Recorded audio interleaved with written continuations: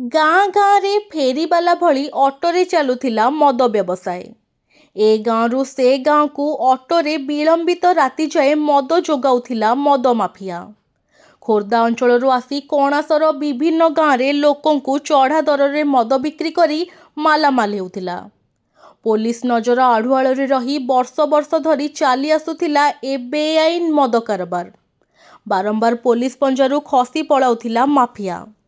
ପୂର୍ବ ପ୍ରସ୍ତୁତି ଅନୁଯାୟୀ ଗତକାଲି 2ଟି ଟିମ୍ ଗଠନ କରି ବିଳମ୍ବିତ ରାତି ଯାଏଁ ପୁରୀ କଣାସ ଗଡ଼ିସାଗୋଦା ଥାନା ପୋଲିସ ଛକି ବସିଥିଲା ଏହି ମଦ ମାଫିଆକୁ। ଗତ ରାତିରେ ଗଡ଼ିସାଗୋଦା ଥାନା ଅନ୍ତର୍ଗତ ବୀରକେଶରପୁର ସରିକିଆ ବ୍ରିଜ ନିକଟ ଖୋର୍ଦ୍ଧା ଓ ପୁରୀର ଶେଷ ସୀମାଠାରେ ଅଟୋ ସହ ମଦ ଧରି କଣାସ ଅଞ୍ଚଳକୁ ଆସୁଥିବା ବେଳେ ମାଡ଼ି ବସିଲା ଗଡ଼ିସାଗୋଦା ପୋଲିସ।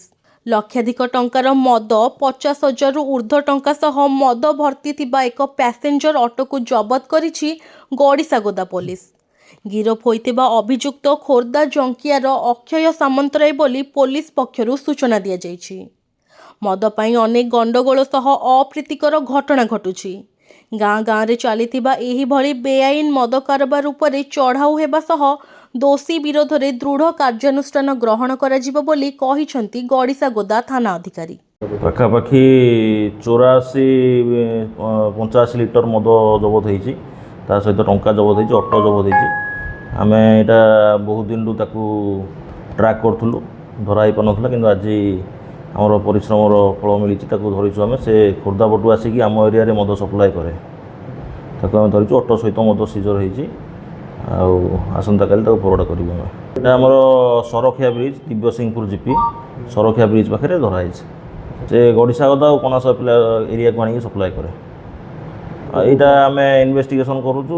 ଯେଉଁମାନେ ବି ଏଥିରେ ସମ୍ପୃକ୍ତ ଥିବେ, ଯେଉଁମାନେ ବି ତାଠୁ ମଦ କିଣୁଥିବେ କି ଯେଉଁ କାଉଣ୍ଟରରୁ ଇଏ ମଦ ଆଣୁଛି, ତାକୁ ଆମେ ଦେଖିକି ଆମେ ଆଜ୍ ପର୍ ଲ ଆକ୍ସନ୍ କରିବୁ। ଏଇଟା ଆମେ ତ ଚାହୁଁଛୁ ଯେ ଆମର ଥାନା ଏରିଆରେ ମଦ ଯେମିତି ଆଉ ବିକ୍ରି ନ ହେବ, ସେଇ ପ୍ରକ୍ରିୟା ଆମର ଲଗାତାର ଚାଲି ଆସିଛି। ପ୍ରତିଦିନ ଆମେ ମଦ ରେଡ୍ କରୁଛୁ, ମଦ କେସ୍ ବି କରୁଛୁ। ଆମେ ଚାହୁଁଛୁ ଲୋକ, କାରଣ ଯେତିକି ଗଣ୍ଡଗୋଳ ହେଉଛି ସବୁ ଏ ମଦ ପାଇଁ ହିଁ ହେଉଛି। ମଦ ପାଇଁ ଜାଗା ବାଡ଼ି ଗଣ୍ଡଗୋଳ, ମଦ ପାଇଁ ବାଡ଼ିଆ ପିଟା, ସବୁ ଏ ମଦ ପାଇଁ।